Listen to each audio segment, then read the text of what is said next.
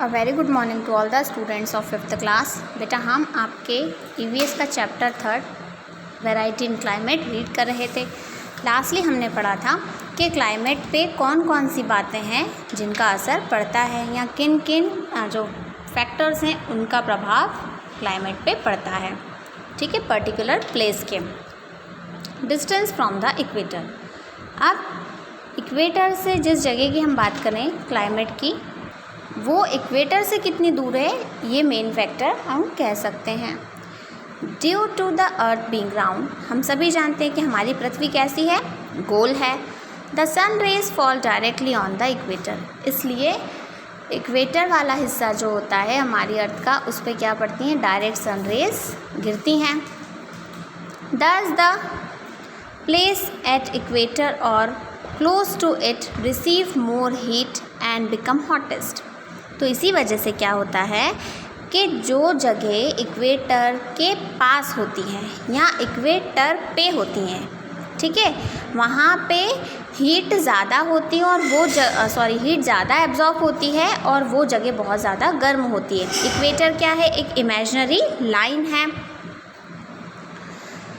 As we move from the equator toward the pole the sun rays started getting slanted. और जैसे जैसे हम equator से ऊपर की तरफ या नीचे की तरफ बढ़ते चले जाएं, मतलब दूरी बनाते चलें, तो जो जगह जितनी भी जगह है वहाँ पे जो सूरज की किरणें हैं वो तिरछी पड़ेंगी। स्लैंटेड का मतलब क्या होता है, तिरछी।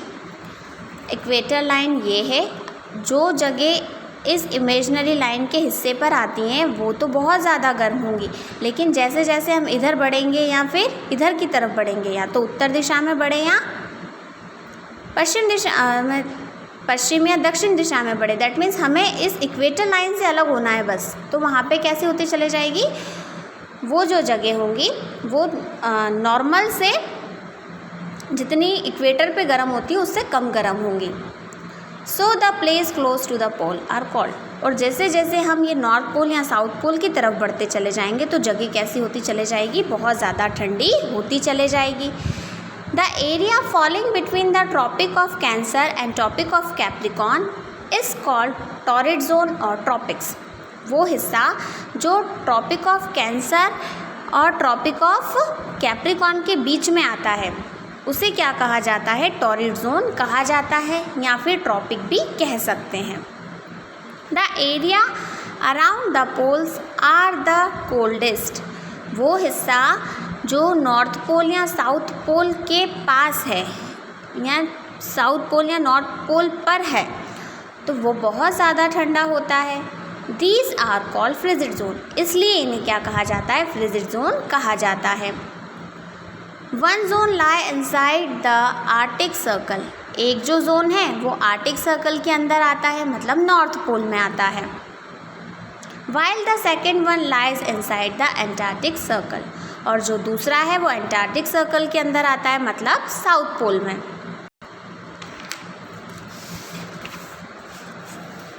The area between the torrid zone and the frigid zone is neither too hot not too cold. अब वो जगह जो टॉरिड जोन में आती है या टॉरिड जोन और फ्रिजिड जोन के बीच में आती है, वो ना तो ज़्यादा गर्म होता है और ना ही ज़्यादा ठंडा। दस this area is called temperate zone, इसलिए इस एरिया को क्या कहा जाता है, टेम्परेट जोन कहा जाता है। Thus it become clear that as move from the equator the temperature gets on reducing.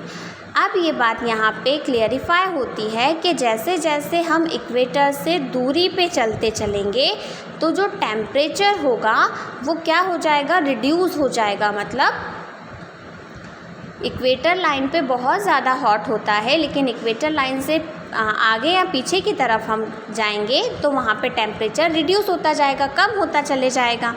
Thus it is clear that distance from the equator affect the climate। और ये बात यहाँ क्लियर होती है कि जैसे जैसे इक्वेटर से दूरी होती चली जाती है वो क्लाइमेट को अफेक्ट ज़रूर करेगा, मतलब जलवायु को ये चीज़ें प्रभावित करती हैं। हमारा जो नेक्स्ट टॉपिक होगा वो होगा हाइट फ्रॉम सी लेवल। इस टॉपिक को हम नेक्स्ट क्लास में रीड करेंगे। आप लोगों का अगर प्रीवियस कोई सा भी वीडियो छूट गया है तो आप लोग स्कूल के चैनल पे यूट्यूब पे उसे देख सकते हैं और सब्सक्राइब करिए, ताकि आपको आपके जो वीडियोज़ हैं उसका नोटिफिकेशन मिलता रहे और आप इजी वे में उसे ढूंढ सकें।